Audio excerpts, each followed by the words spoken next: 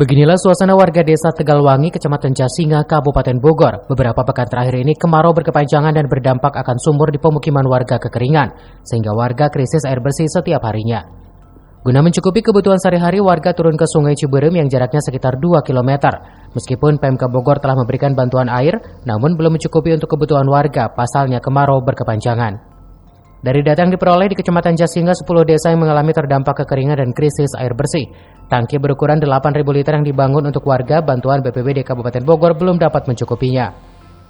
Itu emang sudah sudah berapa minggu di sini belum turun hujan, jadi yang mengakibatkan kami di Desa Tegalwangi itu mengalami kekurangan air bersih.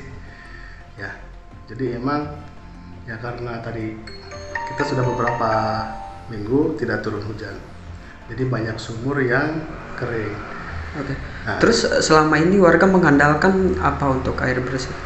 Untuk warga itu untuk kebutuhan semacam mandi, terus cuci pakaian, terus cuci piring, itu mengandalkan air sungai.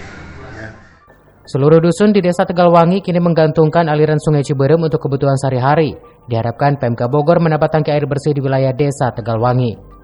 Dari Jasinga, Kabupaten Bogor, Iman Abdurrahman melaporkan.